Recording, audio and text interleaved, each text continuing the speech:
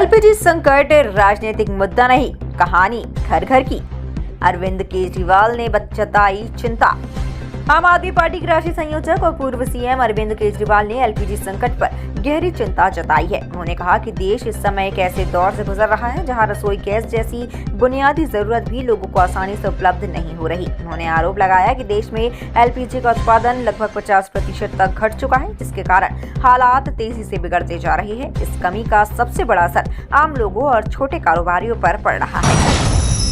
आप सब लोगों को मेरा नमस्कार। इस वक्त देश बहुत गंभीर संकट से गुजर रहा है। पूरे देश में एलपीजी गैस जिसे हम बोलते हैं, जो घरों में खाना बनाने के भी काम आती है, रेस्टोरेंट में, इंडस्ट्री में, तरह तरह से लोग इसका इस्तेमाल करते हैं एलपीजी सिलेंडर का, गैस का। इसकी देश में भारी किल्लत हो गई है और उसका कारण है कि पूरे देश में जितनी डेली प्रोडक्शन होती है उसकी 50% प्रोडक्शन कम हो रही है, 50% प्रोडक्शन कम हो रही है। ये कैसे, मैं आपको थोड़ा समझाता हूँ। हमारे देश में जितनी एलपीजी की खपत है उसका 60% इंपोर्ट होता है और उस 60% इंपोर्ट का 90% स्ट्रेट ऑफ हॉर्मुज से आता है। और स्ट्रेट ऑफ हॉर्मुज अब इंडिया में जितना आता था इंडिया के लिए बंद हो गया है, तो 90% इंपोर्ट्स कम हो गए हैं। तो लगभग 50-55% प्रोडक्शन हमारे देश की एलपीजी की कम हो गई है। इसका सबसे ज्यादा खामियाजा इस वक्त इमीडिएटली रेस्टोरेंट्स और होटल बर्दाश्त कर रहे हैं। सरकार ने आदेश जारी किया है कि रेस्टोरेंट और होटल्स को एलपीजी गैस मुहैया नहीं कराई जाएगी। रेस्टोरेंट्स एंड होटल्स एलपीजी की स्टॉक नहीं रख सकते, वो उसको स्टोर करके नहीं रख सकते क्योंकि सेफ्टी कंसर्न्स होते हैं। तो जितने एलपीजी सिलेंडर उनको रोज चाहिए होते हैं उतनी डेली की डेली उनको सप्लाई की जाती है। तो अब एकदम से अगर एलपीजी बंद हो गई तो उनके पास तो 2 दिन का भी स्टॉक नहीं है, 1 दिन का भी स्टॉक नहीं है। इसकी वजह से अब मुंबई में 20% होटल और रेस्टोरेंट बंद हो चुके हैं और लगभग अगले 2 दिन के अंदर 50% रेस्टोरेंट और होटल बंद होने जा रहे हैं। तमिलनाडु में लगभग 10,000 होटल और रेस्टोरेंट्स बंद होने की कगार पे हैं। पंजाब और दिल्ली एनसीआर में हजारों होटल और रेस्टोरेंट्स आने वाले कुछ दिनों के अंदर बंद होने जा रहे हैं। और ये पीक वेडिंग सीजन है, शादियों का सीजन है। तो मुझे लगता है अगर ये जारी रहा तो बहुत सारे लोगों को शादियां पोस्टपोन करनी पड़ेंगी। और इसी तरह की कहानियां बेंगलोर, हैदराबाद, पश्चिम बंगाल, छत्तीसगढ़, हरियाणा, बिहार सब जगह से आ रही हैं। मोरबी जो गुजरात में है, जिसको कि टाइल इंडस्ट्री का एक तरह से कैपिटल माना गया है, वहां पे 650 इंडस्ट्रीज हैं। उनमें से 170 इंडस्ट्री बंद हो चुकी है और 1 लाख लोग बेरोजगार हो चुके हैं। पूरे देश में इससे 1 करोड़ से ज्यादा लोगों के एकदम से बेरोजगार हो जाने की आशंका है।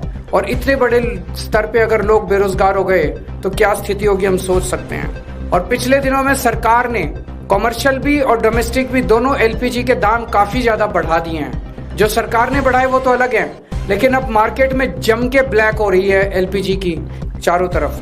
हमें ये समझना पड़ेगा ये क्यों हो रहा है। ये हो रहा है क्योंकि इजराइल और अमेरिका ने ईरान के ऊपर हमला किया है। स्ट्रेट ऑफ हॉर्मुज जो है, वहां से दुनिया का काफी ज्यादा तेल और गैस जो है उसका आवागमन होता है। ईरान ने स्ट्रेट ऑफ हॉर्मुज पे कब्जा किया हुआ है और ईरान ने कहा है कि जो उनके फ्रेंडली देश हैं केवल उन्हीं को वहां से अपनी शिप्स ले जाने लाने का अधिकार होगा।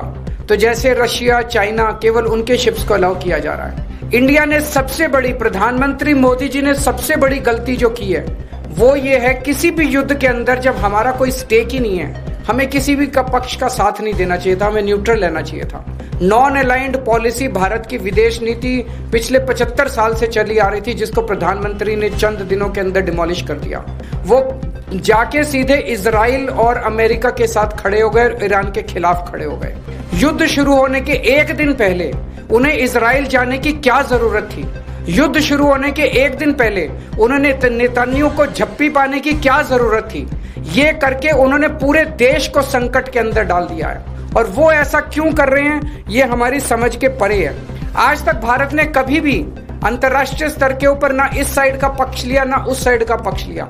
इवन कोल्ड वॉर के जमाने में भी जब जो 2 पोल्स होते थे दुनिया के, उस वक्त भी भारत जो है नॉन अलाइंड मूवमेंट का पक्षधर था, तब भी हमने किसी का पक्ष नहीं लिया।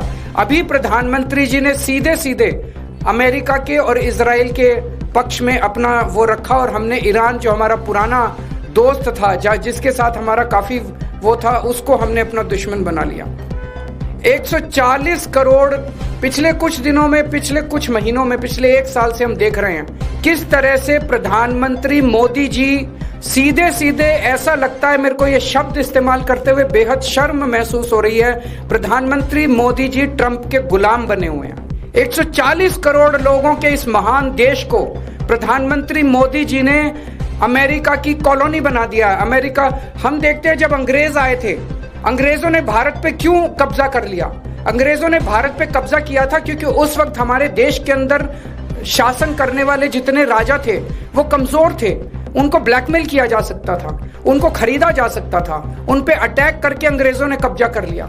आज अमेरिका ने हमारे देश पे कब्जा कर लिया है क्योंकि एक तरह से हमारे देश का प्रधानमंत्री कमजोर है, उसको ब्लैकमेल किया जा रहा है। प्रधानमंत्री को किस वजह से ब्लैकमेल किया जा रहा है? एक एक देशवासी का खून खौल रहा है इस टाइम।